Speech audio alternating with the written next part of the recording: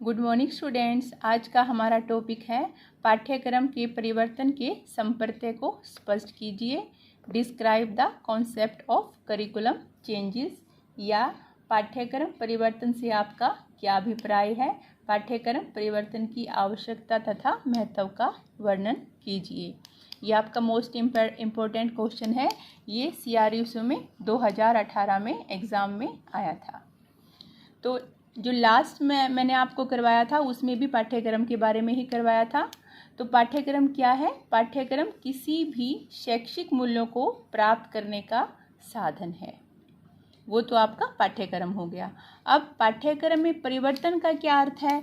पाठ्यक्रम में परिवर्तन का अर्थ है जब निश्चित पाठ्यक्रम में क्रमबद्धता व निश्चितता के आधार पर परिवर्तन किया जाता है, जिसमें छात्रों को निश्चित शैक्षिक उद्देश्यों की प्राप्ति हो, पाठ्यक्रम परिवर्तन कहलाता है। पाठ्यक्रम परिवर्तन आज के युग की मांग है। अब हम आ जाते हैं डेफिनेशंस पर। तो सबसे पहले डॉक्टर दीपक शर्मा के अनुसार पाठ्यक्रम परिवर्तन बदलते युग की मांग है। नंबर 2, पाठ्यक्रम परिवर्तन से शैक्षिक उद्देश्यों को प्राप्त करना आसान हो जाता है। अब हम करते हैं पाठ्यक्रम परिवर्तन का मापन। Dimensions of curriculum change. Dimensions और रेंज, इसमें रेट रैपिड भी हो सकती है और स्लो भी। स्केल जो है लार्ज भी हो सकता है और स्मॉल भी। डिग्री फंडामेंटल्स भी हो सकती है और सुपरफिशियल भी। कंटिन्यूटी रिवोल्यूशनरी भी हो सकती है और एजुकेशनरी भी। डायरेक्शन लीनियर भी हो सकती है और साइक्लिकल भी। आगे है पाठ्यक्रम परिवर्तन की आवश्यकता। Need to change the curriculum. पाठ्यक्रम परिवर्तन की क्यों आवश्यकता होती है? सबसे पहले नंबर 1 पे रुचियों व योग्यताओं के आधार पर पाठ्यक्रम का जो परिवर्तन है वो अति आवश्यक है, क्योंकि समय समय पर रुचियों व योग्यताओं में परिवर्तन होता रहता है। इसलिए पाठ्यक्रम में परिवर्तन करना पड़ता है। समय के समय साथ साथ और बच्चे की एज के अकॉर्डिंग बच्चों के अंदर चेंजेस आती रहती हैं, इसलिए उनके सिलेबस में भी बदलाव जरूरी है। सेकंड नंबर पर व्यर्थ विषय वस्तु की समाप्ति। जैसे जैसे समय में परिवर्तन होता है वैसे वैसे व्यर्थ की विषय वस्तु को पाठ्यक्रम से वंचित करने की आवश्यकता होती है। जो वेस्ट की बातें हैं, जिनका अब कोई मीनिंग नहीं रह गया है, या अब नए समय की डिमांड के अनुसार उसमें कुछ और ऐड करना है, और जो पुरानी हैं उनको हटाकर नई चीज़ों को ऐड करना होता है। इसलिए जो व्यर्थ की विषय वस्तु है उसको हटाकर नई इंक्लूड करना। थर्ड नंबर पर नए शिक्षण तरीकों को शामिल करना। Include new teaching methods. पाठ्यक्रम जो है उसमें परिवर्तन इसलिए भी किया जाता है क्योंकि बदलते समय के अनुसार नए शिक्षा तरीकों का प्रयोग में लाया जा सके, जो छात्रों को आधुनिक मांग से जोड़ता है। फोर्थ नंबर पर नए ज्ञान के विकास के लिए पाठ्यक्रम में परिवर्तन की आवश्यकता नए ज्ञान के विकास के लिए भी आवश्यक है। ऐसा करने से आधुनिक युग में जो अभी करंट जो भी इवेंट्स हो रहे हैं, जो रिसर्चेस हो रही हैं, जो घटनाएं हो रही हैं, जो अनुसंधान हो रहे हैं और जो नए नए प्रयोग हो रहे हैं, उनका ज्ञान उनसे जुड़ जाता है, जो कि पाठ्यक्रम में इंक्लूड करना जरूरी होता है।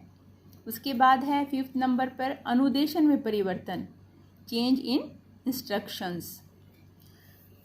जैसे पाठ्यक्रम में परिवर्तन करने से अनुदेशन में परिवर्तन होता है। समय समय पर टीचर जो है अनुदेशन देने के तरीकों और जो उनकी टाइम लिमिट है, जो टाइम पीरियड है, उसमें भी चेंजेस करता रहता है। उससे क्या होता है? छात्रों को सीखने में मदद मिलती है।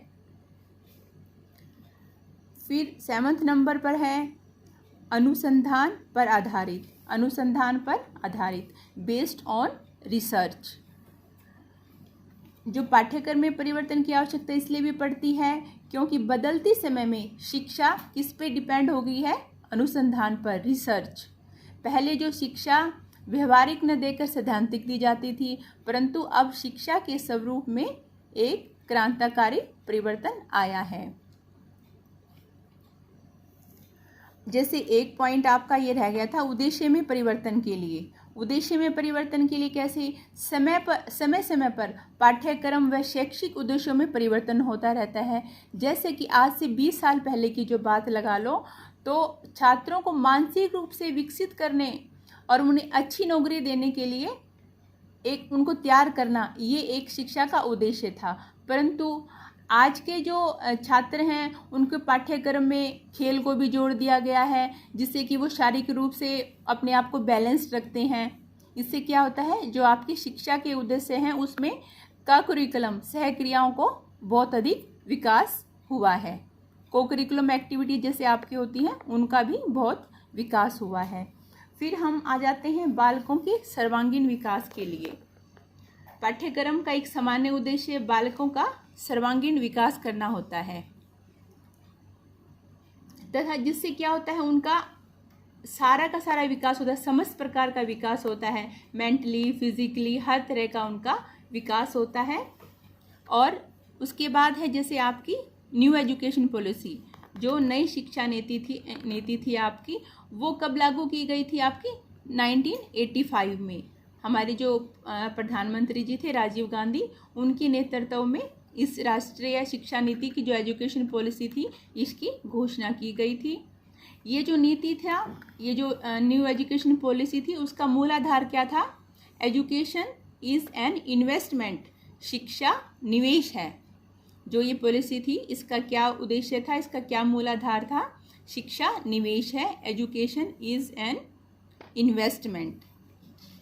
उसके बाद जैसे शिक्षा में गुणवत्ता लाने हेतु, देखो शिक्षा के क्षेत्र में गुणवत्ता को बनाए रखना बहुत ज़रूरी है।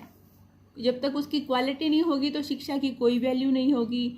ज्ञान जब पुराना हो जाता है तब अनेकों रूढ़ियों को जन्म देता है। पुराने ज्ञान में जैसे पहले क्या था, हमारी कुप्रथाएं वगैरह थी, लेकिन वो पुरानी रूढ़वादिता थी। अब समय का बदलाव हो गया है और उससे क्या होता है, जैसे जो पुराना ज्ञान हो जाता है, पुरानी जो बातें होती हैं उसमें बच्चों का इंटरेस्ट भी कम हो जाता है। तो इसलिए शिक्षा में गुणवत्ता लाने के लिए भी पाठ्यक्रम में बदलाव की ज़रूरत है। अब हम करते हैं पाठ्यक्रम परिवर्तन को प्रभावित करने वाले तत्व कौन कौन से हैं।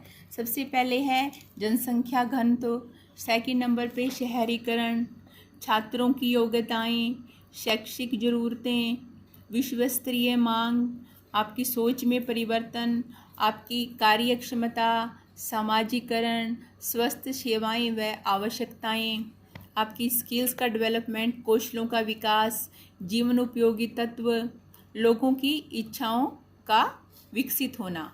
जो लोगों की इच्छाएं हैं उनको विकसित करना या उनका विकसित होना, ये भी पाठ्यक्रम में जो बदलाव है उसको प्रभावित करने वाले तत्व हैं। ये आप ऐसे ही पॉइंट्स लिख देना, इनको एक्सप्लेन करने की ज़रूरत नहीं है। ये आपको मतलब एक हिंट देना है कि उसको ये फैक्टर्स इफेक्ट करते हैं। जो पाठ्यक्रम की परिवर्तन की प्रक्रिया है उसको 7 स्तरों पे बांटा गया है। 7 स्टेप्स में से उसको डिवाइड कर दिया है।